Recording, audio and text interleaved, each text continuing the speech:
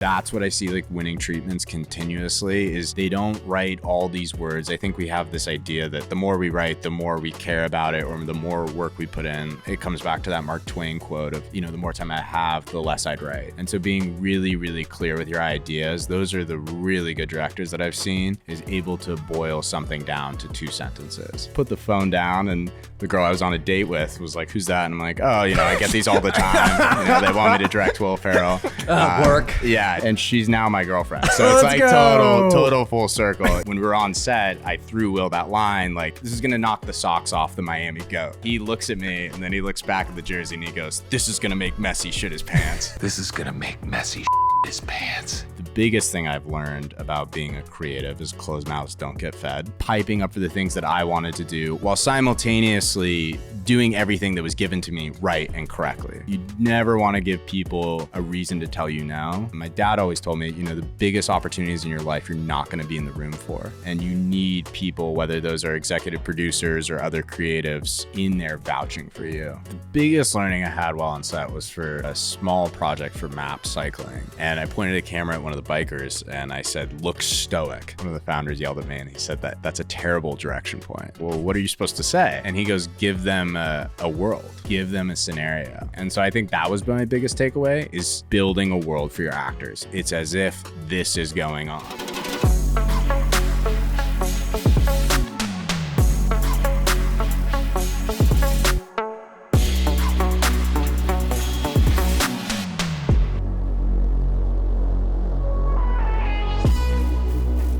Ladies and gentlemen, thank you for tuning in to episode 117 of the 505 podcast. Today, we're welcome with Duncan Heger. Now, Duncan is a commercial director, great friend of the pod. He is honestly one of the funniest people that I know, and I'm really excited for you to get into this because he opens the curtain, dude. He shows everything that you need to do to become a commercial director. I learned so much from this podcast that I had no idea about. He goes into such detail about what it takes to become a director and like the whole process of, putting your hat in the ring of like bidding for a specific job and getting selected as a director. This was genuinely one of my favorite podcasts that we've done because of how knowledgeable he is and how much I personally learned about directing. And he just got off an insane spot with LAFC with one of my favorite actors in the whole world. Will Ferrell was in this commercial spot, and he really does break down for you why camera angles are in certain places, what he would have changed on commercials that he's worked on, and what he's looking to improve on in the rest of this year. And we go into an actual treatment that he made. And what's cool is he made that specific treatment about a year ago, and he's changed his mind on like how he would have like structured it. And so to see like an actual treatment, we break it down, he breaks it down, and then he tells you what he would change or do differently moving forward. I mean, he's going to be an insane director in these next few years. And I feel lucky to have had him on at like an early point in his career. He's young. He's doing awesome work. I mean, he's a great friend of the pod, so I don't want to keep you guys waiting. Let's get into it with Duncan Heger. Duncan, give me the one-handed crack. I have high hopes for you. Thank you, Matt. Oh my God, what are you doing? What are you doing? Holy shit. I was just showing what not to do. Okay. Oh my God. This is really not going too well. Big dent crack. It's probably a 0 right there. That was honestly, I'm not even kidding. It was one of the worst ones I've ever seen. But you look handsome. I'm going to show you how to do it. So that's just a natural. It's really only up from here now. That's a pretty good one. It is. I mean, I hope so. My God. Kostas, help us out, please. I'm usually He's going to do a similar bad. one to you. Yeah, probably. There's a lot of condensation on the can. That was pretty good. That was one of the best ones he's ever done. But I think I just lost it in the lens. And then double dent. Yeah, a lot of dents over Wow. here. Yeah. So you... Oh my Lord. show him that fat dent right let there. me show the camera what we're working with here. We got a 2-4 in the corner, and I'm really happy to have you. We have a kind of generous generous episode. I think it was a negative score. That was the first negative we've ever given out.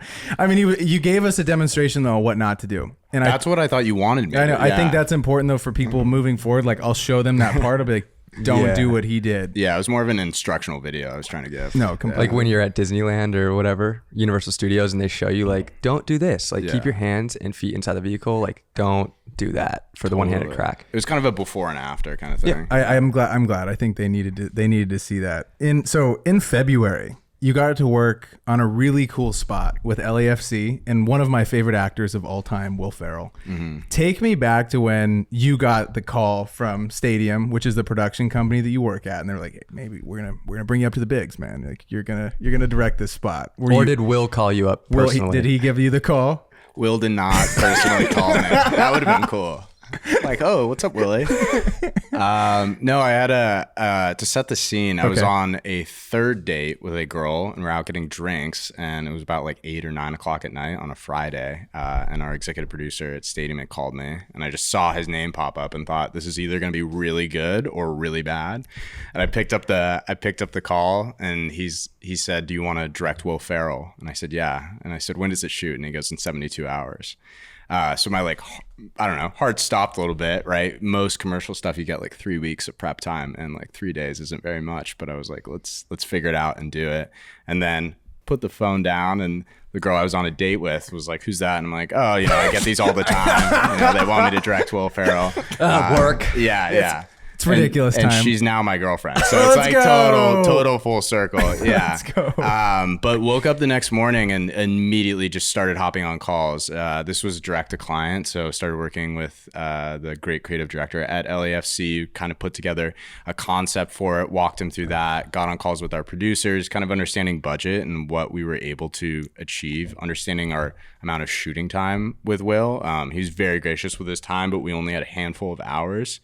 And then the call after was with our great writer, Chris Lindvall, who, helped punch up and beef up a script that was quite ambitious for what we were going for. We ended up putting together like a 90-second piece in 2 hours of shooting time. But Sunday, the next day after that, ended up going and doing a tech scout for about an hour with our DP.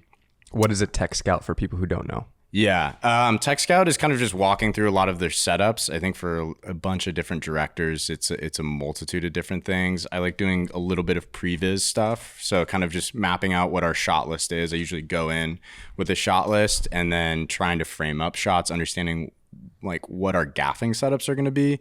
For that specific shoot with LAFCs, we had to move very quickly and efficiently. So we mapped it out to understanding we had to light for the space we were shooting in. And we had 3 different lighting setups so that we could set something up, have Will do his thing for about 40 minutes, send him back to hair and makeup, and then move on to the next thing. Wow. It's such a crazy process for 3 days. Mm-hmm. And so when they call you, do you immediately hop back when you like that night? Are you typing up the script and your idea and then meeting with the writer the next morning? Or do you just like to get ideas and then send them to the writer? What's that collaboration process look like? Yeah. I'm such a funny guy. I have just a laundry list of notes. Yeah. Did you have this? The spot was really funny. It also won an award, which is sick. Let's go. Thank you. Won an award. I thought it was hilarious when I was watching it. And I was like, this has like your humor behind it. I was like, I could see you you saying the things like, I don't know. You know what I mean? But what is the process like working with a writer? Because I think a lot of people that might be listening to this, they have like a goal or a dream to make a bigger spot, but maybe they're not the strongest writer. I personally I'm not the strongest writer, and I love working with people who are really good at the damn thing and giving them my ideas and like us working collaboratively on it. So what kind of was the process like for you on the shoot? Do you have like the list of maybe a few jokes, and then you talk to your writer and you're like, hey, like we need to make this a little funnier, or we need to cut this down. I have it like a 3-minute script. Yeah, so I guess in terms of commercial filmmaking, the process was different just because it's direct to brand. Typically, the ad agency is coming up with the concept, writing the script, and as a director, you have a handful of punch-ups. For this, it was a little bit more of kind of an outline, and there needed to be a little bit of like lines and improv thrown in. I will throw all the flowers at Chris Lindvall, our writer. Like everything that makes it funny was his. For me, it was about kind of building out the backstory of Will. I think in terms of like comedy direction, the good advice I got was like this clip of Bryan Cranston talking about what makes something funny. And when you're in film, you're not trying to be funny. What makes like Michael Scott from The Office really funny is he's not like, he's just being himself. And that's kind of what made our character, Will Ferrell, the equipment manager, really funny. But that's why he's great in all of his roles, right? Whether it's semi-pro or, Talladega Nights and all that. Kicking and Screaming. That is such an underrated Will Ferrell movie. It's one of my favorites. Yeah, because he's dead serious about what he's doing. And so that's what we tried to really lean into, especially at the top of the spot, is him being so focused on being this equipment manager that he ends up forgetting that kind of the turning point, or kind of like the second act, that, he needs to put the kit together. One of my favorite lines that he says is, Messi's going to shit his pants when he sees this, or something along the lines of that. Yeah. Should we watch the spot? Yeah. Sure, let's do it. Well, one thing I'll tell you about that Messi line is, when we were writing the spot, we wanted to tag Messi. We knew it would kind of be like a viral thing, but we knew from a clearance perspective, like calling him out might be a little bit hard to get approved. And so we were using the line, the Miami GOAT, because we're like, it doesn't clearly spell out his name. And so when we were on set, I threw Will that line, like, this is going to knock the socks off the Miami GOAT. And he looks at me, and then he looks back at the jersey, and he goes, this is going to make Messi shit his pants. And everyone just burst out laughing. So it was great. That's so funny. Let's watch it. Let's take a peek at it. We gonna do it for LA. I like LA a lot, because I live here. Of course I'm gonna do anything for LA. Are you ready to protect the delicate shins of our players? Oh my gosh. Look at that sweet baby. Miami GOAT equals CIA operative. Okay, remember that. Try to get a ride home with Ollie the Falcon. Okay, check. Oh, hey, Urban. I'm just, folding the shin guards, Oh, no, another subpoena? It's the second time this week. By the mustache of Ryan Hollingshead. This is today?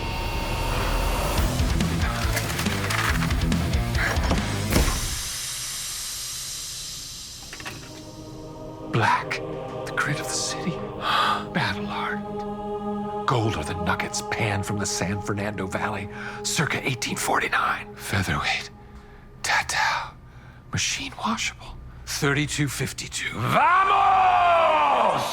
And of course, some for my best friends in the entire world. This will make Mia Hamm's eyes pop like a dream. And for sure, no more will wear this one to bed. Magic's been after my autograph for years. No way. This is our best yet. And that leaves only one left for me. LA is black and gold. Vamos! We're gonna do it for LA. City of Angels. That's so funny, dude.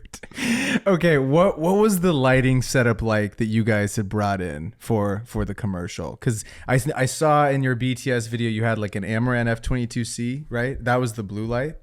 Like over top. Yeah, I don't know specifics, but okay. Yeah, we had the equivalent of some sort of like sky panel playing over top on both setups, and then occasionally we would bring an eye light on a painter's pole actually. But yeah, it was a lot of like over top lighting. I don't quite remember the setup that we had in terms of when we were in the locker room, but it was pretty like minimal doc style, if you will, because we shot that 2 camera. You shot it with 2 cameras. Yeah. What did you shoot it on exactly? Do you remember? 2 Lexar 35s. Wow. Yeah. Okay. In glass? Do you remember? Canon C&E zoom. So okay, those ones are like 30 to 90 and all that. I just keep dropping stuff. Braden, I don't know how many times I've told you, but you need to go see somebody about this dropping issue. I know that I need to go see someone, and I feel like I have another solution though, and it's been patching it up. Okay. It's a hard drive that you can literally throw off of the balcony of this apartment complex, and it'll still work. Are you talking about the Armor SSD? I'm talking about Lexar? the Lexar Armor SSD, dude. And it comes in multiple different sizes because some of you guys are littler rocks. You might not need as big of a drive. Some of you guys are boulders. You need the max storage possible, and these things are lightning fast, dude. I can't believe we literally threw it off of our balcony and it works perfectly fine. I won't even lie. The marketing director of Lexar, he sent us an email and goes, "You can just throw it off your balcony." I go, "Dude, I want to use the damn thing." He goes, "Oh no, it's going to work without a doubt." Yeah. Coasty threw it to me. The best part is we had to throw it twice because the first time it didn't land super hard. It sounded kind of soft. It was like a pillow was under it. And then the next time I literally, the craziest part is I threw it up multiple stories to you, hucked it up, hits the wall, comes down, you throw it down to me, just crashes into the concrete. Best part is, dude, load up in seconds. No delay, no lag. And that's why you want an SSD. That's why you want an SSD. Rapid fire, dude. You can throw this thing in your pocket, throw it in your bag. You can even go dump water on it, throw it in dust. Doesn't matter. The drive's fast and we move fast. Come on. You know what I'm saying? So you need something durable. You need something that's drop resistant, baby. Exactly. Check out the Armor SSD from Lexar. Was this shot at an LAFC like facility itself, or is this like a room that you guys build out to look like the equipment manager's room and the locker room? So that was the equipment manager's room. That was the real locker room. And that's the real LAFC equipment manager that's in the piece. That hands him the manila envelope. That's cool. So he was great to work with. So you show up to the room, you show up to the facility where you're going to shoot the spot. Are you taking a look at like everything that's set up like on the desk, everything that's hung up, and you're like, okay, that works, that doesn't, thinking about like, what is it, the mise en scène of like what's in the frame? How much like set design is going into this project? Or was it just set up how exactly you wanted it to be? Yeah, I mean, for this, we didn't have a production designer, so it was kind of conversations between myself and the DP, and then I would hop in with the PA and like start moving things around. There was so much stuff just on desks and whatnot because they're, constantly cleaning a lot of the equipment and whatnot. And so we had to kind of reorganize, redress it to an extent to make it a little bit more copacetic, for lack of a better term, but also busy enough to feel like lived in. There was a huge pole in the middle of that like walkway we had to shoot around, so that was a little bit difficult. But yeah, all of that stuff got redressed. We did bring in new elements like the whiteboard with all the writing on it. My producer Bar is amazing. He's British and he knows a lot more about soccer or football than I do. So I told him, I want him to pretend that he's the Good Will Hunting of soccer and start writing equations and plays on the board. That's so funny, dude. When you were giving him some ideas and you're throwing them out there at will, were you nervous at all, or are you pretty calm, cool, and collected when you're directing on set? Because I mean, dude, I'm like such a fan of him. He sits behind me at Crypto all the time. Like, oh really? All the time he sits. You're probably better friends with him than I am. I'm always like, yo, what's up? He's like, don't fucking look at me like that. I'm just kidding. He's like, who are you? He's like, back away, dude. Wait, it's BFIGGY from 505? He's like, stop throwing the camera at me, dude. Focus on the game. No, but he always like sits behind me. But I always just think like whenever I see him, I think about all these iconic roles and how I quote the other guys every single day in my life, and just like how monumental those movies were to me growing up, because they don't make them like that, dude. They don't make movies like dude, that. the other guys? They don't make movies like that anymore. Aim So for the underrated. bushes. That's not him, but Yeah, that was funny. What character was that? that was The Rock, The and Rock. Samuel L. Jackson. Yeah. But dude, the other guys, man, the tuna and the lion scene. The Despot. Yeah. What a movie. Such good improv. It's amazing. What was that like when you're kind of conversing with him? And I'm assuming he's just such a natural at improv and at giving the lines to you guys, where you're just like, yeah, that was amazing. Yeah, so I'd say if you watch the spot, that opening is a lot of improv situational stuff where we threw him some lines, but from the manila envelope point on is fully scripted. But working with Will, I mean, such a pro. Obviously, he's one of the best to do it, and I would liken it to coaching LeBron James, right? Yeah. It's like will nail it on the first or second take. It's your job as a director to put him in the right situation. When he walked on set, I talked a little bit about the motivations of his character and like what they could be. Maybe he's been, I said, you've been the LAFC equipment manager for 10 years and you had a failed semi-pro career in Lithuania in 2003, and kind of always wanting to be back on the field. And then also just moving efficiently, right? And being a clear communicator with him. If I wanted a different read, it was important to, give him an as if scenario as to what his motivation would be. And so if you kind of lay that groundwork in the environment, it's not frightening. I think also, I mean, for me as a director, it's the set is the fun part. Like I was a college football player, and I always thought practice was hard during the week. And when you get to game days on Saturday, like that's where the fun begins. And I view film filmmaking, very much the same. You know, all the prep is really hard. Shot listing can become monotonous, and trying to mentally think about things before they actually exist is tough. But when you're on the shoot day, like that's where you get to use your skills and have fun. Were you a writer before you went to film school at Chapman? Like, was that part of your process, or is this something that you kind of developed after film school? Yeah. I picked up a camera when I was 16. I grew up, you know, in the forests of Seattle. Sounds like I was raised by wolves, a little bit. But I just started making videos like in my backyard, and they were all like comedy videos, honestly, with me and my friends in high school. You were the guy with the camera in high school. Yeah, sort of. And I started making assembly videos, and then I used to watch some people's videos on YouTube, and they went to film school, and I was kind of inspired by that. I didn't know that was a thing you could do. You know, I thought people just either became lawyers or doctors or businessmen when they went to college.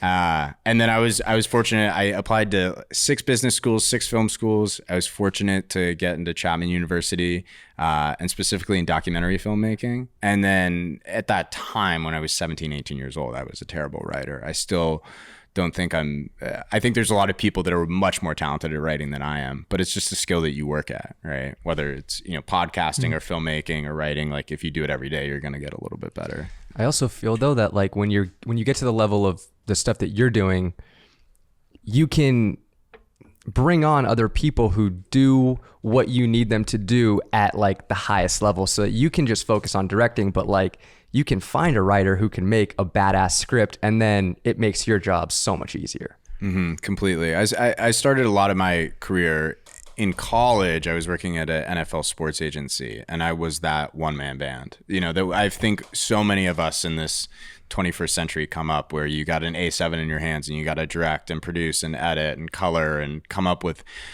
everything. And so that taught me a lot about how to wear a lot of different hats. But as I've gone on in my career, I've really realized that you need to niche down after a while and really pick what your lane is and get really good at that. And the people around you are so much more talented at what they do, right? Like you asked me the question, what light did you put in? I don't know, right? Like I've gotten to the point in my career in which I just have so much trust in our gaffers. I show them so many references. I show them, you know, how we want the camera movement. I said, I want to look like this. And then when I see it, you know, behind the monitor, I can tell them, no, that isn't what I'm after. But those very granular conversations, eventually you don't necessarily have to be in anymore. You brought up like pre-production and creating the shot list and the shot deck.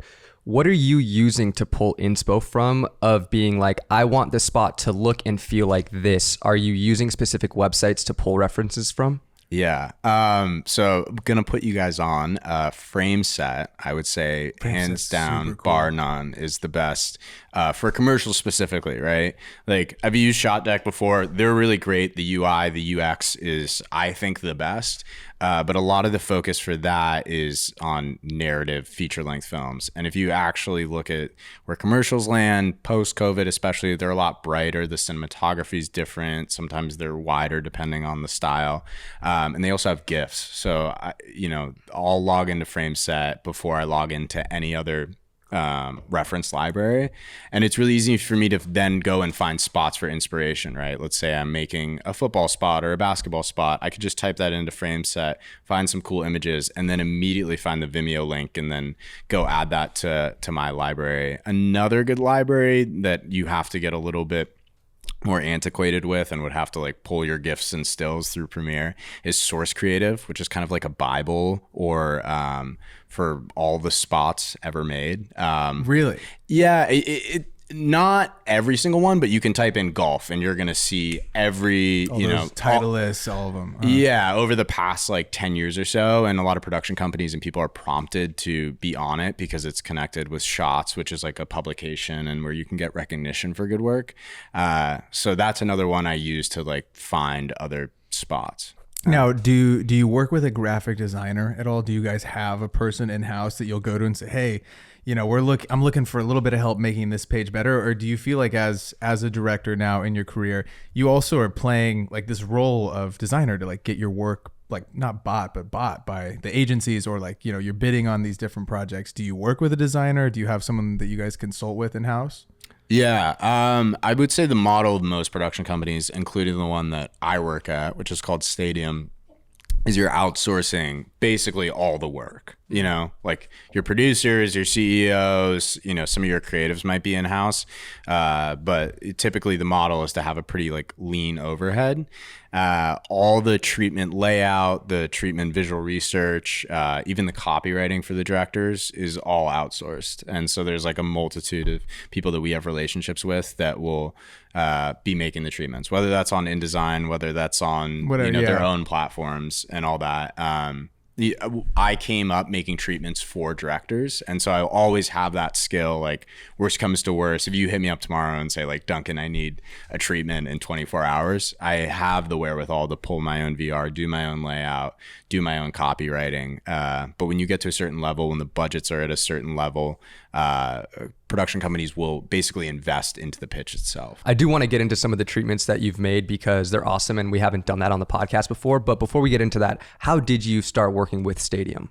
Yeah, I mean, I was graduating film school at Chapman, and I kind of thought what I wanted to do. I thought I was going to stay in professional sports and kind of like a little bit of the one-man band world, but I felt like I creatively wanted to pursue more and learn more. And I think like the biggest mindset shift I had out of college was that first 4 years needed to be a grad school. It wasn't about the money I was making. It was about the networking and learning, you know, hard skills from other people and just being in the right rooms. And so I applied 1 for 1 for this internship at Stadium. It was like the one thing I applied to out of college, and I got it. And it was part-time. I was living in Orange County. I was working in Venice, you know, 4 days a week.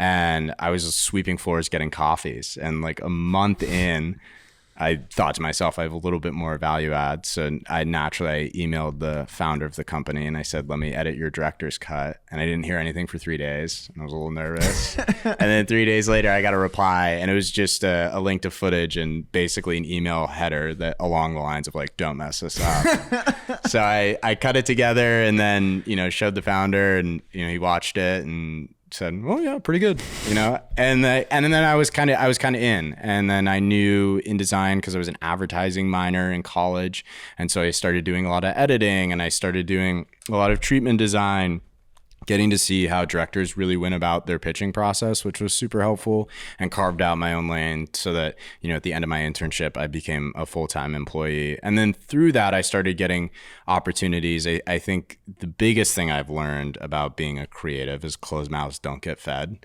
right? And piping up for the things that I wanted to do while simultaneously doing everything that was given to me right and correctly, right? You never want to give people a reason to tell you no. It's like, you can't say, hey, I want to go direct this, but I'm dropping the ball on so many other things. If you're doing everything right there, people will take a chance on you, which I think you do need at one point in your career. And so I had a shoot come up when I was like 4 months into working, and I knew I had to like blow it out of the water, and it went well. And then I brought in my own spot.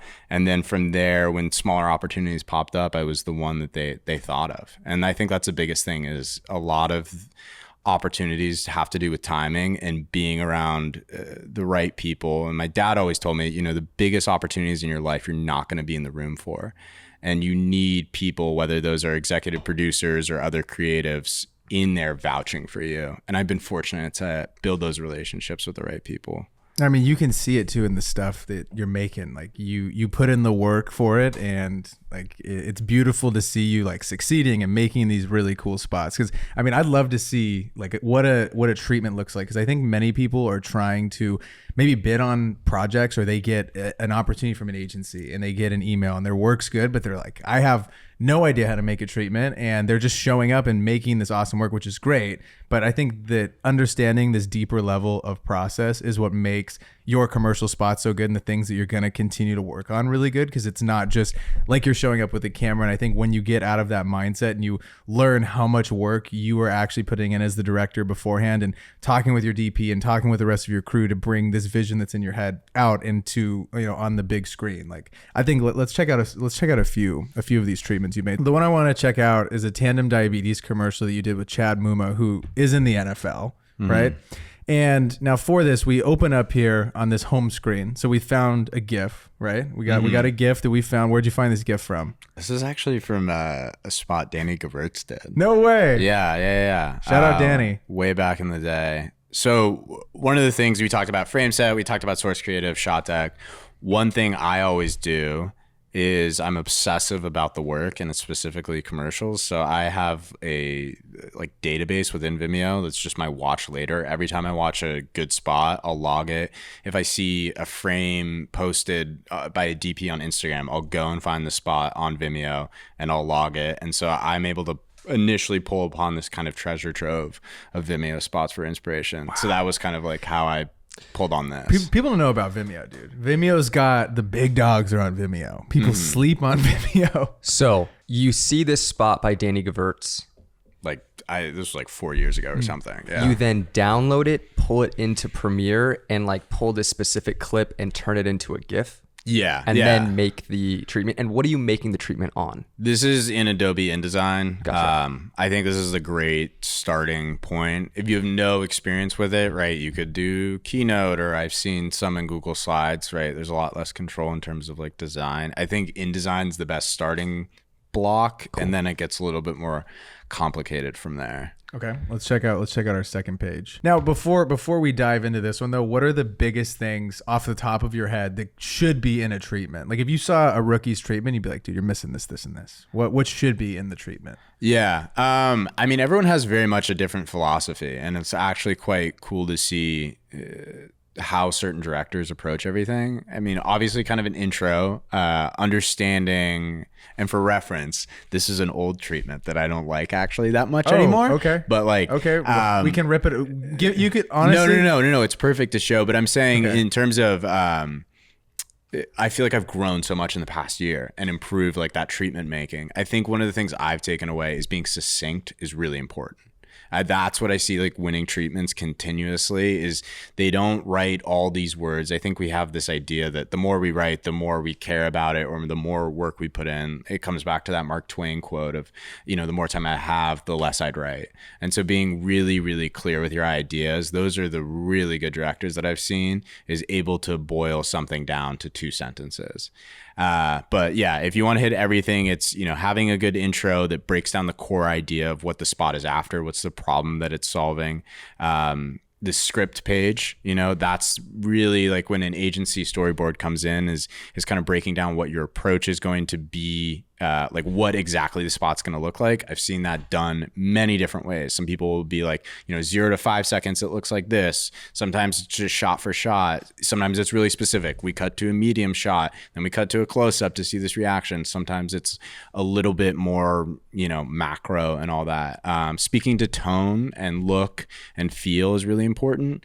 I see a lot of people getting into cinematography, speaking to the editing, speaking to the music and the sound design. I think one of the things I've learned a lot about in terms of commercials, understanding casting and wardrobe and how important that stuff is.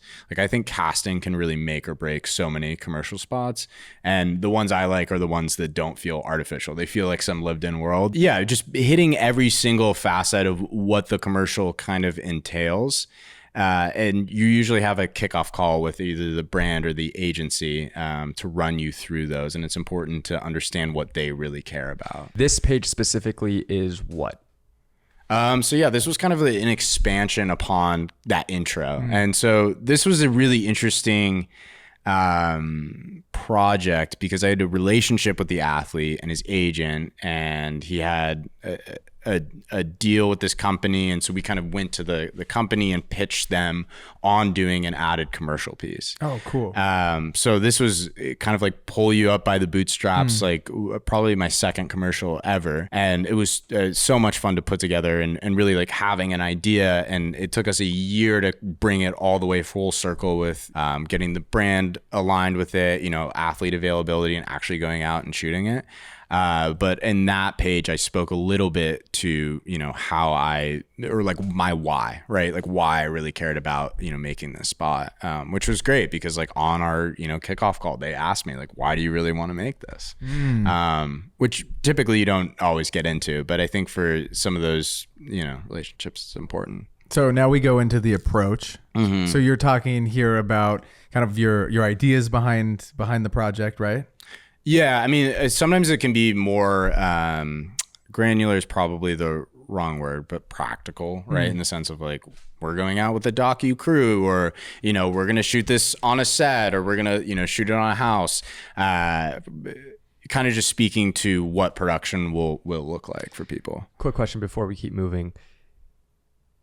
You were talking about how like the best directors who are winning these bids and these pitches are able to say what they want in less words. Yeah. Looking at this, do you feel like if you were to redo this pitch today after everything you've learned, would you put it in less words, or do you feel like this is a good amount? Yeah, that's why I said initially that I like don't love this treatment anymore, like a year removed, because I think it's too wordy. It's sick, which is though. good. Which is good. It's great. It's see. great to hear you watching back this a year later and saying like, this is what I would change, because I think that's wicked helpful for people who are maybe working on their first treatment. Or I mean, you see it even with resumes, dude. People that are creative that send me their resumes to look at, and they look like accountants' resumes, and I'm like, how are you trying to go for like the most creative job, and it looks like it's on 4 pages and not one, and it's just black and white, you know? Like we need more things in here. So it's really cool to hear you saying these different approaches that you go for now. Look and feel. We got some great images on here. Very moody, dark shadows. I love it. Now, also, before we keep going into this treatment, you went to school for like documentary filmmaking. When did the idea come into your head of like, was it this commercial that you're like, hey, I want to maybe get into commercial directing. This could be a world that I live in. I mean, honestly, starting at Stadium was probably my intro into it. My whole relationship with filmmaking has kind of been just like falling in love with it after I get into it. I mean, that was documentary filmmaking for me. Like, I wanted to go to film school, and I got denied from every film school, including Chapman's. They didn't want me. They told me, we like your application for film production, the narrative program, but we don't love it. We think you should reapply under the kind of the unscripted documentary.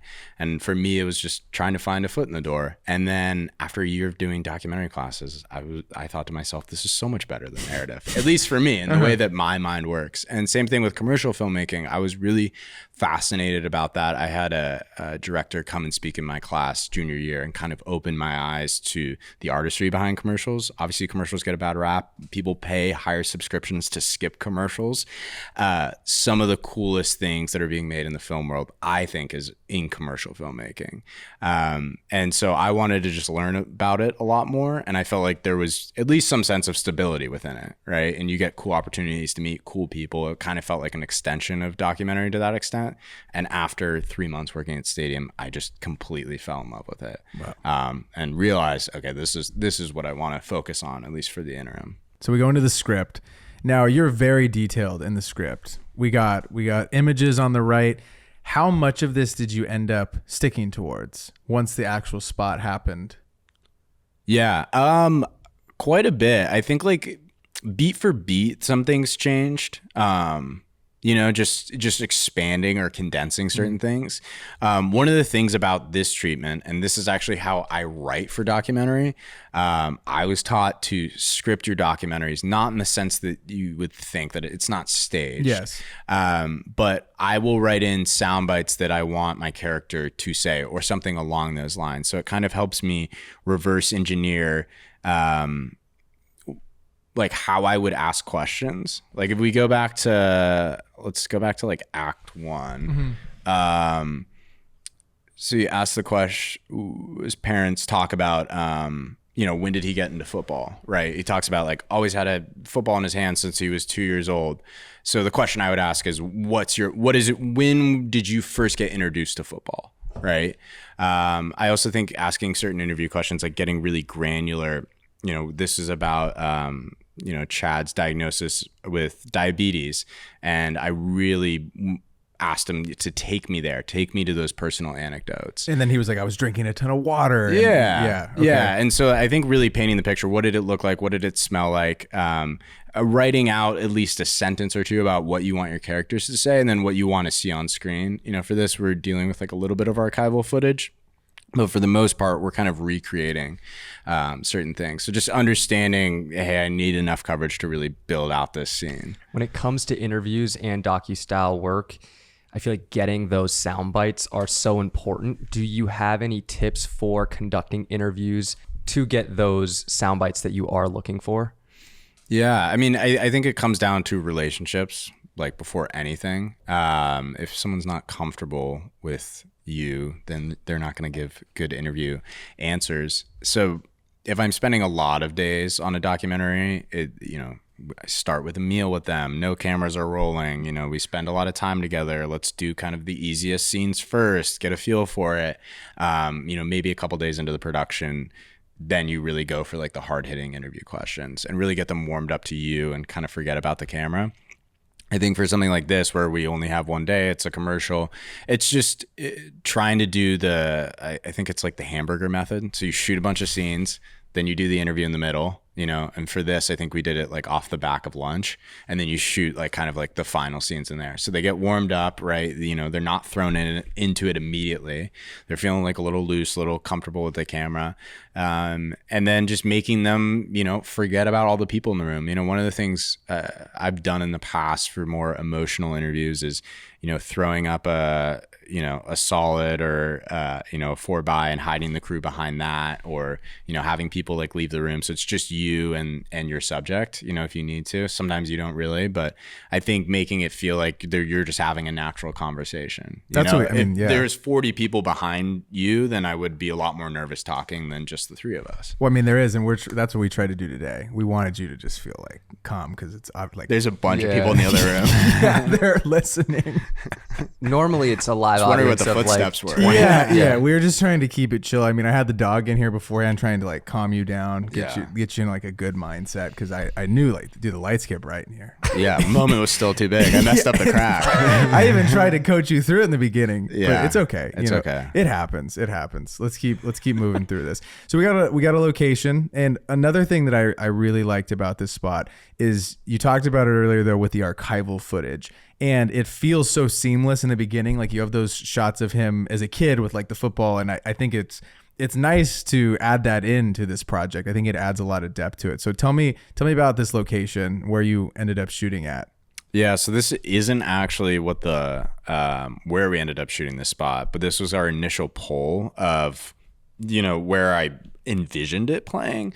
I wanted to have a company move in one day, and my producer basically told me that would be crazy, especially for the time that we had and to get everything we wanted. So instead of actually shooting it in a real gym, we ended up redoing the garage and just, having production design dress that up and, bring in actual weights there, which was like a lot more efficient. Chad didn't grow up in LA, so I wanted it to feel like it wasn't, maybe like we're in Topanga. Malibu. We're in Topanga or something. Yeah. okay, as a director, you said the company was like, we can't, like, it's not worth it, or we don't have budget, or whatever it may be, that we can't shoot in an actual gym. We have to like, problem solve and find another solution. When do you know to like stick to your guns and kind of like fight for those decisions that you want to make versus being like, okay, maybe we can't pull it off for this one? Yeah, I've been really fortunate to work with great producers that for the most part, all my wishes, can be in some way granted. Maybe not exactly how I envision them, but they can like figure out ways to finesse the budget to make it work. Decision to only do one location was really timing, because you're on a 12-hour day, and it's like we would have burned 2 hours that we couldn't really afford to do. But those conversations about walking off a ledge, about certain creative ideas, you just have to pick and choose your battles. It's so case by case, but I think you have to understand, again, what the core idea of the spot is, and does this idea really elevate it? I think the biggest calculation you make as a director is a lot of times, is this shot worth it? Right? Do I spend the extra hour for this like special rig, or do I throw that down the drain and really spend time curating performance with my talent? Is shooting on film that much more worth it for the spot than shooting on digital? So if you can relate and justify everything that you do back to that core idea that's going to like land the plane when that logo pops up, then do it.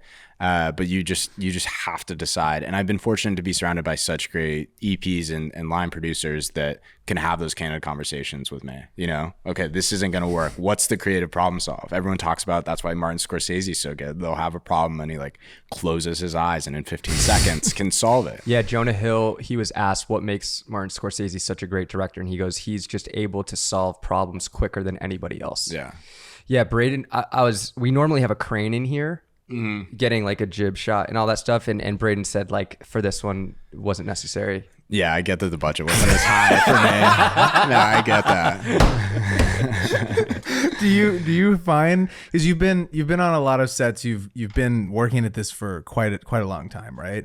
When you're on other sets, maybe where you've just been on maybe as a PA earlier on, right? Is there things that you've pulled from watching commercial directors and seen like, okay, maybe this guy's too intense? Because like, let's use an example. I was on a set a minute ago that was for a company, and the AD, which is the assistant director, was a psychopath and was like screaming the whole time. And I could just feel the anxiety of everyone on the set. Like we were on like a psych wall situation, right? And there was a huge crew, massive budget for this shoot.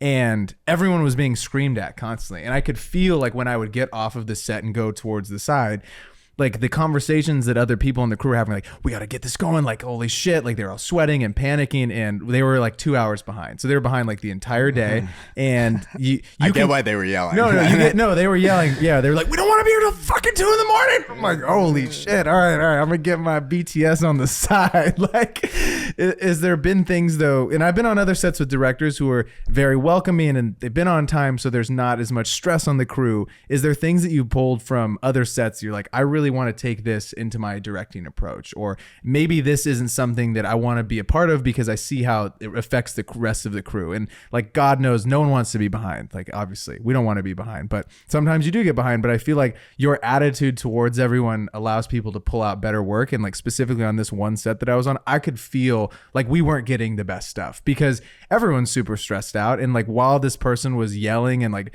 being intense, it was needed because we were behind. But then at the same time, we're getting shittier stuff as a collective group. So what can you say to the other sets you've been on for maybe directors like, man, I really love this person's approach, or I want to pull this into the things I'm doing so I get a better end product? Yeah, I think the biggest learning I had while on set was for like a small project for map cycling. And it was just me and one of the founders of Stadium, and we just went out there for a weekend because it was going to be a really, really creatively cool piece. And I pointed a camera at one of the bikers and I said, look stoic. And then, you know, one of the founders yelled at me and he said that's a terrible direction point. And I was like, well, what are you supposed to say? And he goes, give them a world, give them a scenario, right? I wanted him just to look into the camera and, you know, just stand there, right? Basically just pose. But I needed to create something. And so I think that was my biggest takeaway, is building a world for your actors. It's as if this is going on, right? And so that even if I just did like a e-commerce kind of fashion shoot on a white psych, but I was still giving a world for our actors to look, you know, to think about, right? You know, I wanted them looking from left to right, but I was telling them, you know, look left to right as if you walked out and you just missed the school bus and you're like looking out at it. And that's going to give you a different performance than if you're looking at an old friend. So that was a huge takeaway. I think time is also the biggest thing. I hate being behind, right? It naturally is really anxiety provoking for a lot of people. I think you have to be really cool under that pressure. One of my favorite advice points about direction, it comes from the Daniels, who did Everything Everywhere All at Once. And they said that you are the camp counselor on your set, right? You are the one that sets the energy. And so I'm incredibly mindful of that when I walk onto set, is understanding being the coolest one, you know, the cucumber in the room, and just being chill about everything, acting like you've been there before. And even if you get a little bit behind, understand what you can lose and what you can cut. because I think that that's what shows professionalism. So I think prioritizing time and setting as if scenarios And for it actors. starts with the drip. Like, you got to be looking fresh, you know, because if you're not dressed cool, like, you can't come off as the coolest, chillest dude in the room. This is weirdly, like, it's funny, but like I've seen sets where it's like a fashion show every day. Oh no, you know? same. I was on one and I saw what the director was rocking. I'm like, is that the route we're all going? I guess that's You chose to walk out of the house with that? Yeah, tomorrow, I guess. All right, that's where we're gonna go. Yeah. Like, holy shit. But you're right, dude. Like energy is infectious, and it works It is. both ways. For like, sure. Whether you're, bringing incredible energy, like, people are gonna feel that, and it's gonna come off, in the production, or if you're bringing the energy of like screaming and super anxious. Granted, sometimes it's warranted if you are low on time, but yeah, people feel that, and I think that if you go that way, like, you're not gonna have the best product. 100%. Let's finish this off right here. So we got some talk on the cinematography. Your visual style is in here. Is there anything that you would change to this specific page, these 2 pages on your cinematography and your edit? Would these go deeper? Do you feel like you like how it's set up right now? Yeah, I think maybe like you'd lose a sentence or two, maybe a couple more references.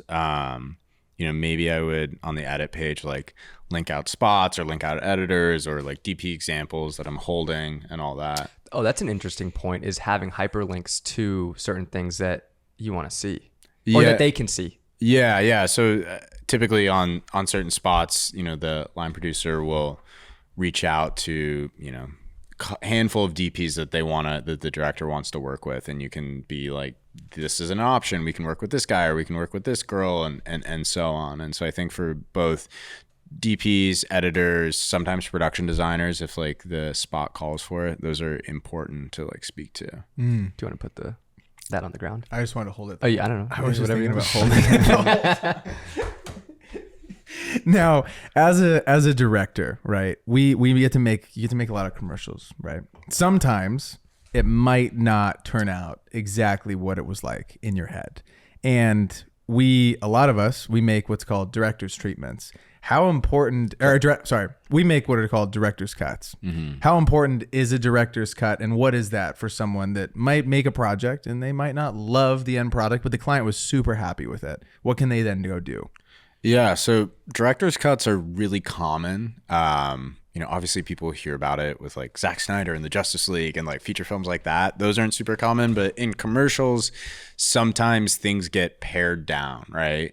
Condensing a story into 30 seconds is really difficult. And sometimes you'll lose a few of your darlings or shots that you really want as a director. So typically after the fact, a director will make a DC and kind of build out what their original vision was. Sometimes that can get compromised between, their conversations with the agency or the brand. Sometimes it's just kind of a pretentious thing and of wanting to make something with your own spin on it that's completely, east or west of what the actual core concept was. Sometimes directors like go in with the mindset of making a DC, which can be good or bad for the final spot. But for them, it's typically to sell a certain aspect of their reel. Right? Some people will include a specific thing in a director's cut so that they can get more type of that work, right? Like if you're trying to get more on-camera dialogue, you're going to include a shot of that. Or, a certain editing style, you're going to include more of that. Did you make a director's cut for the Will Ferrell LAFC spot? I didn't. He loved it, dude. Yeah, I mean, and that's what I've seen. Like Ryan Booth, who's a director, like talks about this a lot, of like really trying to make the agency or the client cut your cut.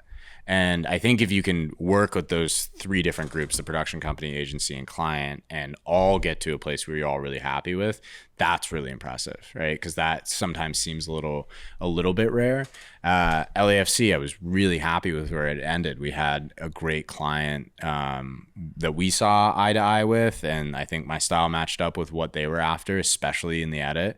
And where we landed, I'm like, this is the best it can possibly be. So for the edit, you hand the footage off to an editor. Do they come to you with like a V1 and then maybe you are looking at it and saying, oh, Will Ferrell actually had a really great like improv line here. Can we somehow weave this in? Or there was a better take of this. How does that editing process work? Yeah. So for, I guess, US commercials from a macro standpoint is very different than like how Europe is ran. Some directors get completely cut out of the process when they're doing like agency work. Like if a production company bids post and takes on post-production, that's a good way of like keeping the director involved. That's changed what it was 20 years ago. A director would go in with an editor for 4 days and like sit down and really get a V1 together. Now everything is so remote and you kind of get one pass edit, and staying through to the end of the edit, I think is becoming more and more rare. For LAFC, I actually did the first pass of that edit before passing it off to another editor. It was a little long. It was a little rough around the edges. I think it ran like 2 minutes and 15 seconds. So we shaved off to about 45 seconds. And I just kind of made what I thought was funny. Like that was what I did. I just kind of included all the bits that I thought was funny. It jumped around a lot. I think there was some like, basic narrative rules that I broke, or, picked maybe not the right camera angles as to compared to like what we ended up doing. What's a narrative rule that you might have broke out of curiosity? I just, I think I don't like the coverage of like how I directed like the blocking of that manila envelope pass off. Okay. Like I just don't like how I was just moving way too fast, and that was at the top of the day. And You were cutting too quickly? No, like I just picked the wrong kind of angle, and it was disorienting. Like, Okay, I guess so in that like V1. if it was you, like you're Will Ferrell and Mm-hmm. you're the equipment manager and I'm like a camera, where would you have placed these cameras in a perfect, now looking back at it, what would you say? Or are you saying that because you shot it on 2 cameras in the edit, like you picked camera B when you should have picked camera A? I mean, kind of a mix of that. So, well, this is more the thing. It was more of a blocking situation. So I wanted to have a shot of Will turning around, right? He's like jamming out in Yes, the and then headphones, he and then he spins. flips, and then we have kind of a wider shot that's like an over the shoulder. But again, I didn't give him the right performance, so it feels kind of contrived. Like he turns away from, the guy with the manila envelope when he should have turned to him. That didn't feel natural at all. So we kind of had to just, quickly cut around that and all that. But you like the coverage of them like chatting and whatnot, or no, you would change that too a little bit. Yeah, I mean, like I think with more time and more space, we could have like done different things, right? It's very like up against the wall. We didn't have a lot of room to work, I guess. But I think I would have been more specific and really hammered home some of those like lines, or finding all performances or whatnot. I was a little bit more spray and pray than I wanted to be in that situation because we had to move quickly. You also have a director's cut. You could make a director's cut. There's also something called a director's reel, which is a 1 minute, 1.5 minute maybe reel of all of the work that you've done. So what goes into creating a director's reel? When should a director make their first director's reel? And what is something that people fuck up on when making a director's reel? Yeah. So actually the biggest thing I've learned about commercial filmmaking is everyone's idea of what a reel is, like when they talk about submitting a reel, is completely wrong. A show reel, right? So you're talking about like a 60-second or 90-second like hyper cut, all Something the that best you would shots. have on like your website. Yeah, so that only moves the needle, I would say, in the conventional commercial world, like in terms of Instagram and exposure, maybe you get some comments, or like people will see it on LinkedIn, or it's easy to pass to people. A reel for a director is something that's created in like something called Simian or Wiredrive, and it's your 5 to 6 best spots. So if you go on any website for a commercial production company, they're going to show 5 of the best spots of a director. That's what their reel is. So it's not this like hypercut, oh, it's the best shots, because that's more like relevant maybe to a cinematographer. I want to see, can you open and close an idea? Can you land the plane in 30 seconds? I really like how you made this spot. Okay, can you do that again? And for a lot of directors, it's niche down, right? It's 5 spots in automotive. It's 5 spots in physical comedy. It's 5 spots in, elevated cinematic sports. So yeah, that's what reels are, and that's what reel making is. That's a really good point that I didn't think about initially. It's like the reels that I'm normally thinking about. Yeah, it's from like a videographer or a cinematographer's perspective of like, these are my best shots. This is what I'm capable of producing on set. You can't really get a director's vibe off of like a 60-second video edit of like, oh, these are my best shots. It's like, yeah, having to see the full project, that 60-second to 90-second project, and seeing a multitude of them, because you're like you said, you've done it once. Can you produce this multiple times? And even for DPs, like going and like looking at those guys, it's you want to see the full spot. It's great Not if you just have a- one yeah. good camera move. That's awesome, but how does it cut together? But also only having 5.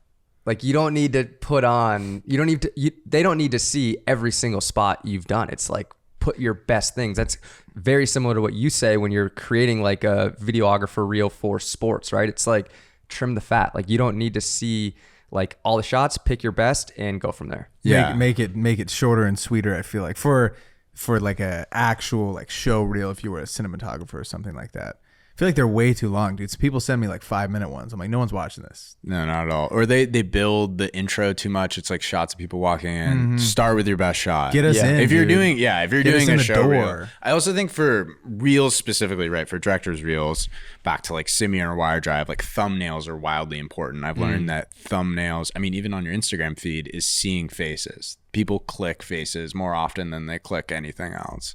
And so being really selective about thumbnails is really, really important, I've learned. That's what pulls people in. That's what makes them click on it. That's why they click the damn pod. Yeah, I'm not even kidding, Yeah. dude. It's crazy to see the videos that we posted are way more successful. It's because of the title and the thumbnail. If the thumbnail is not good, they're not going to click on it, and no one's going to see it. Yeah. We're still trying to dial those in too. Like what we are, dude, our thumbnails back in the day were like so bad. And it's We like, thought they were lit too. Yeah. We were like, oh, these are crazy. And like we look back at them now, we're like, God damn. It's just insane. It's wild to like to go back and see like where you came from. how important has like social media been in your strategy to get more roles? Like, do you even care about Instagram as a director? Is it just like, all right, I finished a spot, I'll post it, not putting too much effort into it? Or like, do you think about that a lot because you get a decent amount of work from that? I don't spend enough time. I do spend probably too much time on Instagram for sure, like consuming. But for me, it's just been posting the full spot, because I always think like you have to let the work speak for itself. You know, unless you're doing a music video, it makes sense to do like a carousel.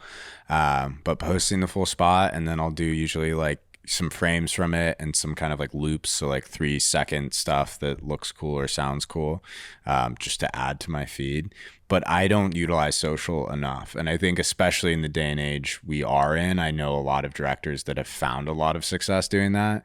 Like I've tried to make myself post more on TikTok, and I'm just not, that's not how my brain works. It's more of, instead of posting a TikTok every day, I'd rather spend 3 months working on a spec commercial. That's like my lane. That's what's worked for me thus far.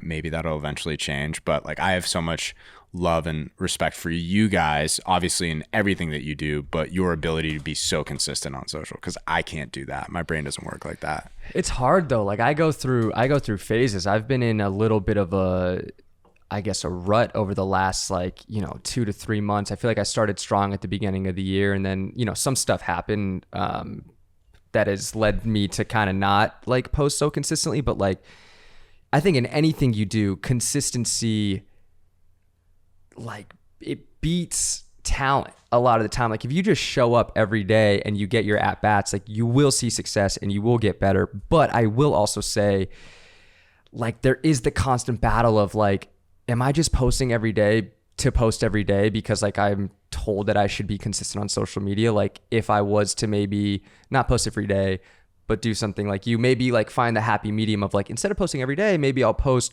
a few times a week, but put more time and energy into each post, as opposed to trying to, pull a video out of my ass. I'm off post. the everyday thing. I think that like 2-3 times a week, but very dialed is way better than a mid post every day. I don't know. I think that like, especially because we did it every day, and I remember last year sometime that nearly killed me. Like trying to think of a new idea, especially when, let's say you had some shit to do that day and you get back at 5 and we're like, God, this window is like closing so fast. Or it's like the weekend. It's like, Totally. I don't want to fucking, I really don't want to do shit on like a Saturday or like, I'm hyped to do this, but like, yeah, like Saturdays, specifically Saturdays or like Friday. Saturday's your day that you don't like to do stuff. Well, I'm just like, dude, like I want to work hard, but also like I want to enjoy life. And it's like, I don't want, I understand there's a time and a place for working hard and grinding on the weekends and stuff, but it's like, dude, you got to enjoy your life too. It's like, I don't know.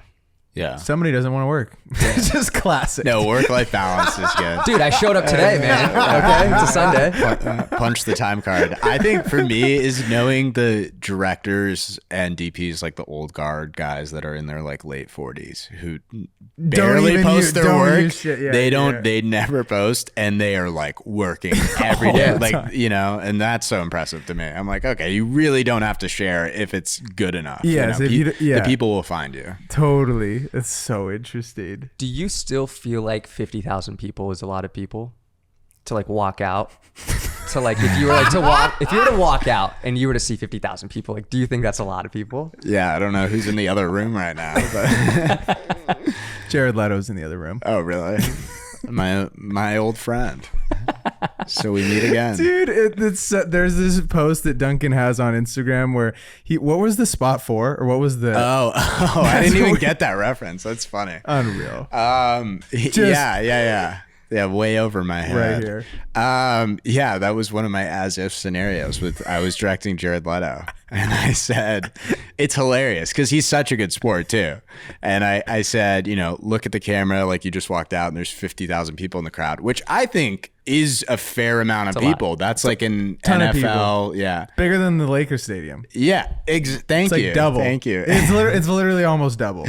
And Jared Leto looks at me and he goes, 50,000, that's it? And I was like, 100,000. You were quick with 100,000. I know. Most people would have just froze. Yeah. Come on, man, just do the damn thing. Yeah, do the read. He was really playful and great to work with on that. But that was definitely like a great behind the scenes video we were able to catch. I do love your carousels, like even the one you did of Will Ferrell. What was the line that he said, and then you said something? It's like, you gotta what was it? It was like so we got to a point in the coverage of that where we were just kind of ad-libbing, and we needed him to sing along to the song, which you see in the end, right? Where he's like, City of Angels, right? And so I was just throwing him those lines while we were speeding.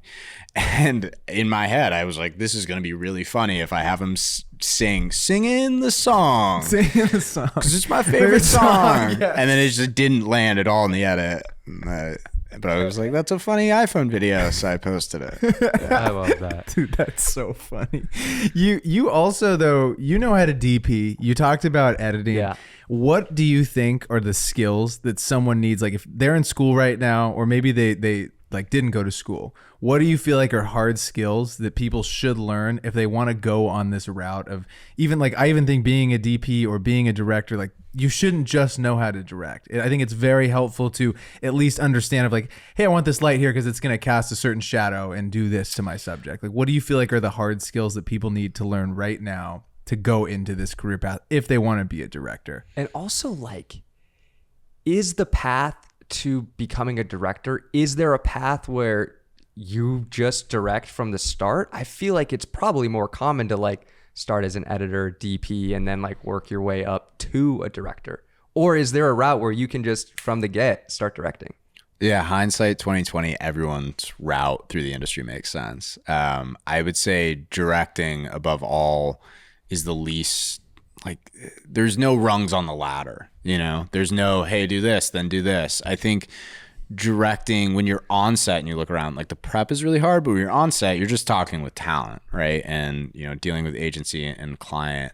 I think that isn't maybe the hardest thing, right? But I think that being a director and getting to that point, because you have to be your biggest advocate, that's, I guess, how you get there. I would say in terms of skills, everybody has a different way. For me, it was knowing how to DP, which helps with my conversations with my cinematographers, but really editing was like really key for me.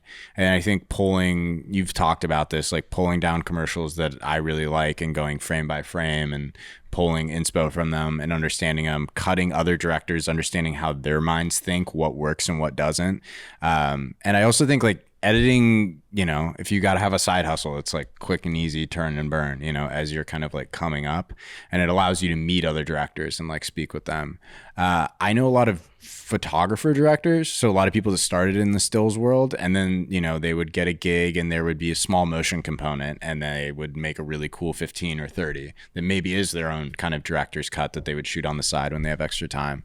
So I think that's helpful. So I mean, my pathway was kind of doing it all and then really getting in on editing and directing, but there's no right or wrong answer for the route to what you need to go. Yeah, and I mean, like if you look at what I'm doing, is it's like all in on commercials. I have so many directing friends that are all in on narrative. It depends on what lane and what silo you really pick. Do you have an urge at all to go back to documentary filmmaking or documentary directing? Yeah, so one of my like personal goals is one commercial spot a quarter, whether that's paid or spec, so for a year, and then one passion project documentary. And so I shot one late last year and I'm in post for it. So that's kind of what keeps my gears turning. Something that's like 8 to 15 minutes, short documentary, do the festival run on those. Oh, you want to do the festival run on the docs that you're making? Yeah. Okay. Yeah. How does that even work for someone that wants to maybe get into a festival? Do you literally just have to look them up and pay for them? What is the process like of going and submitting it for festivals? Yeah, most festivals. So I took my thesis a couple years ago on the festival circuit. Sounds cooler than it actually is. You go on this site called filmfreeway.com and you just apply to festivals. They cost anywhere between like 20 to 80, 90 bucks. And you can spend as little or as much money as you want to. In my case, was probably overspending. I was like, yeah, we're going to get into Sundance, that didn't happen. So you get super hopeful and giddy and you can add it to the cart. But I think like, take my credit card information. No. You just apply to a bunch of different festivals and then you usually Film Freeway, you like have a synopsis and you have like a director bio and then basically a link to your film. And they will watch it. And if it's good enough, you get in. If it's not, they'll pass on it. What was this one about? This was about a family of undocumented immigrants coming to America. Wow. So it was really cool. Where did you meet the people for the story? I was really fascinated about the South and immigration for that because, going to school in Southern California, you think Texas, you think a lot about immigration, but you don't really think about it when you go to North Carolina. And my aunt had been involved in a multitude of different groups that worked with immigrants. And so I kind of put a call out to her, hey, I'd love to meet some people, hear about their stories, and was able to get in contact with a family and then again, taking a risk. Looking back on it, like spend thousands of dollars out of pocket, fly myself and a crew all the way across the country and like show up at their front door and expect them, like they had said yes ahead of time. But I remember walking up to their front door and thinking, what if they just didn't answer, They just weren't about it. They're like, we've decided. Yeah. And that totally could have happened, but did my thing, took them out to lunch, had a great time, didn't start, initially filming, build out relationship. And we had done plenty of Zoom calls ahead of time, but who do you bring out for a lean and mean crew like that? Who's a part of that? Yeah, I think you need four people: director, a DP, sound person, producer. Boom. 4. That would be like my minimum to do just about anything. Would you prefer to have a two DPs, or are you down for the doc crew to just have one? I think if I had my preference for all shoots, it's just one DP. Just one. Okay. I think you're a lot more focused about your framing is one thing. So a doc that I just shot at the end of last year, I had a goal of only shooting it on a tripod. So I told our DP, we're only shooting on sticks because, again, back to the thumbnail conversation and making a reel. I made a spot. We shot it handheld because we had to move quickly, and it looks good and it cuts well, but there was like one, maybe two good thumbnails. And I was like, this is not okay. I need to really focus, slow down, focus on my framing. And so again, 4-person crew, and we went out and shot everything on sticks. It's much slower, but I'm so much more happy with how the cinematography and composition turned out. Not because of the DP to any extent, it's because it forced me to really look at how it was serving the story. Okay, and so with just shooting on a tripod, were there things or do you love that style now? Would you be like, yo, let's just shoot everything on a tripod like till the day you die? Or are you still like, I love handheld, but I love both. They all have their own little place. I think it depends on what the story needs. I think I started, being the one-man band, shooting everything handheld because, you were kind of just capturing what was going on. I was filming athletes. I think handheld has to be more motivated. That's kind of my approach now. I like to kind of slow down, like use dollies a lot. Looking at dollies are sick. Dollies are great. God. Jibs. Love all a good dolly. Yeah. We need to we're getting a crane installed. It's going to go right in that roof. It's going to be insane. That's crazy. People are talking about it. So for someone who might want to work at a production company or maybe one day get signed as a director or just get into this space, how does someone go about becoming repped by a production company? What does that process look like? What do you need on their website, or what's kind of advice for people that are looking to do that?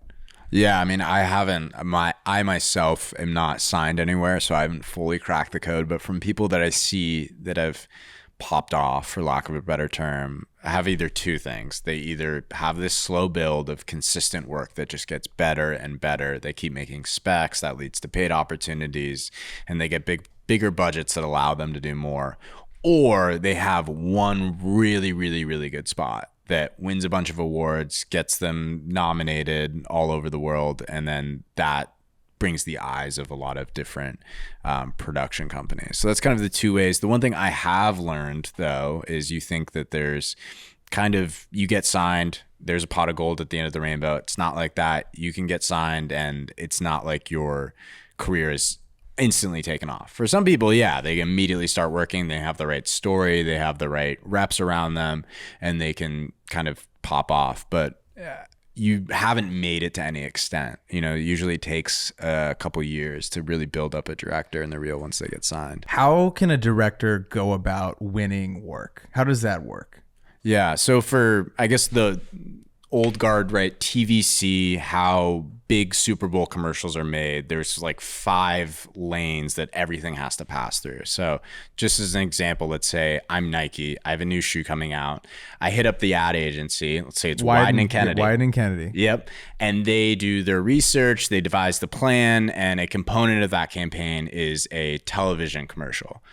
They then, the agency producer and the creatives, go hit up what are called reps. So that's kind of like the big secret, I guess, of the commercial industry that most people don't know, is that there are reps in the West Coast, in the Midwest, and on the East Coast that represent a multitude of, 5 to 10 production companies, let's say, and all of their directors. And they're paid a monthly retainer just to know people, to know everybody in the brand world that's exists in their lane, right? On the East Coast, know everybody in New York and Boston and all that.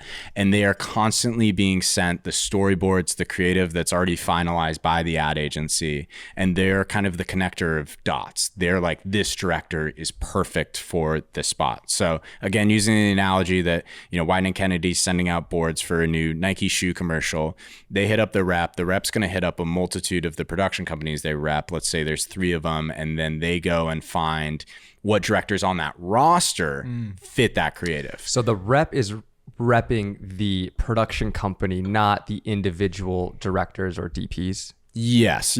In the commercial space, it's different for narrative, but they represent the roster as a whole. And if you go on their website, they'll list the production company. So they're responsible for, let's say, 10 or 15 directors.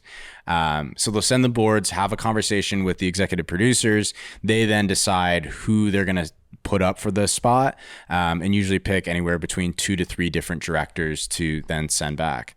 So if you think about it, you got to beat everyone else out on the roster. You got to be part of that 2 and 3 that kind of like fit the sports creative. Maybe you're not even in the running because you're a comedy director, or you're automotive. You're already gone. Yeah, Wow. You're already out of it. It's just like, okay, sports, okay, comedy. These 4 guys, yeah. Yeah, and they know exactly what the niche will be. But when the rep sends back all of that info and the reels, which is your top 5 to 6 spots, that ad agency and Wieden & Kennedy are going through dozens and dozens of directors, right? So think about how much limited time they have, how important a thumbnail is, how important that first spot that you put on. If that doesn't get their attention, they're going to be like, boom, moving on to the next. Then from there, you go into what's called the triple bid. So they narrow it down into their 3 top directors, and then you're invited to pitch. That's where we get into the treatment process, and you get on a kickoff call with the agency, and then you get a week to put together your thoughts and the treatment that we just went over and something like that. And then you'll do a 30-minute pitch back call. That's like all unpaid, right? The whole process, like the production companies are investing thousands of dollars into that pitch in the hopes that they're going to win work. And then from there, the agency will have a conversation with the client. They'll determine usually like an agency reco, like, hey, we like this guy, but or girl, can you confirm it and all that. And then they come back and the job's awarded. So if you think about it, you're going up against hundreds of people, dozens of people. And then within that, you got to beat out 2 other once you get finalized down. And that's really, really hard. And you don't get paid until you win the job and do the job. You got to be good at sales, baby. You got to be good on those calls, man. Exactly. Yeah, that's an art within itself. I mean, when I first started at Stadium, I would Slack the EPs and I said, like, send me the Zoom recordings. And I would literally go home like it was Netflix and watch a director's like pitch call. Like I would eat dinner and watch those pitch calls. And that's what I did, just seeing like what the nuanced things that they do, what their strategy is. And it's picking like the best parts, the worst parts, and becoming a conglomeration of all of it. Have you gotten down to that like top 2, top 3 directors? You're pitching, you don't get it. Then you see the spot go live. And are you just like, that's what it came out to be? Are you fucking kidding me? So I haven't, no, not in my own capacity of like doing an agency triple bid and like seeing someone else do it. But I have, I've seen things that just like storyboards slide across our desk. And sometimes when it's bad, it's like tough to swallow. You're like, wait, why didn't we do that? Like that's who you went with? But then there's also times where it was, in your head, okay, that's way better than anything I would have came up with, That's so funny. How does being, linked with Stadium, how has that helped you as a director, even though you aren't like, signed or like dealing with the whole reps model? Like, how has being linked to Stadium helped you in your career as a director? Yeah, I think I walked into just such an interesting, peculiar situation. I'm like a full-time employee there. I help oversee our treatment process. I'm a creative liaison with our directors through post and whatnot. And I just get to like learn every single aspect of the process and get at bats as a director myself, which is weird. Like I don't know of that existing anywhere else at any other production company. And I've just been able to like carve out a lane. For me, it's opened so many doors. A lot of the work that sits atop my reel are just single bid opportunities that come into the production company before they get linked to a director. And, I might be just right place, right time, right budget, and kind of like fit the bill. I don't think that people purposefully gatekeep or keep the door closed to any extent, but if you're not even in the room, it's really hard to get those bigger opportunities. So I just kind of like lucked out just always being around over the past couple years and could be top of mind for certain opportunities. And so if your network isn't there, if you don't know the executive producers or the reps and your name's not getting floated around or constantly being reminded to others, then, it's harder to get those shots. Your network is your net worth, baby. We've said it before. Come on. Are you strategic about it? Are you sending out like hella holiday gifts, like Christmas gifts to try to like, bribe certain people to get in the running? I'm totally personally kidding. Yeah. I mean, our production company. This is are you asking me for a Christmas gift? Is that what? This is on the record. We're in July. That's so funny, dude. That was awesome. Yeah. I think we just asked him the last couple. Yeah. Are you ready? Are you ready to rock and roll? I told you the one question. Yeah. Are you ready? You have to look at your notes. We ask it every single episode, dude. No, I didn't. What is your advice to your 18-year-old self? If you could go back talked to small 110-pound Duncan as a football player. Wow. At Chapman. Pretty sure you were 110 pounds last week. I was way smaller than you. We went back and looked at your gram. I almost sent a like to like your first photo, but I was like, he's gonna call me right now. It's like midnight. He's gonna be like, what the hell are you doing, man? Wait, you're up late thinking about me? Yeah, I was doing research for the pod. Research. I was researching the pod late at night. The wrestling photo? Yeah, the wrestling. Okay, and I was talking about it. Okay, I think that you were 160 in high school. I was. Yeah. See, he was a little bigger than me, dude. We were a different weight class. It wouldn't have worked out, but it's fine. Yeah, we should roll around one of these days. That's all I'm saying. Is that your question? Will you roll around? Yeah. What is your advice to your 18-year-old self? You could go back and talk to him before you went to Chapman, before you went on this journey with filmmaking, to directing. What would you say? Get more sleep. I didn't prioritize sleep enough in college. I've like slowly started coming around to that. Getting an Oura ring helps out with that. But like I used to, 4 to 6 hours every night. Getting 8 hours is like really important. And then make a couple more passion projects. Like that's what I would have done in college. I think I got caught up a little bit in the hustle and bustle of like, yeah, I'd rather do this and get paid a couple $100, you know? It's like, no, just make stuff that you really care about, have a voice. And then the third thing would just be develop your taste. That's the biggest thing I've learned over the past 2 years is I just didn't think my taste level and what I liked and what I consumed in college was that good. Like it just wasn't really engaging. If you're constantly consuming higher art, better commercials, stuff like that, pulling inspo from a different backgrounds and places, you're gonna walk away with a better end product. Dude, I love it. Ladies and gentlemen, thank you so much for tuning in to episode 117. Make sure to leave a like, drop a comment, hit the subscribe button. We'll see y'all next week. Peace.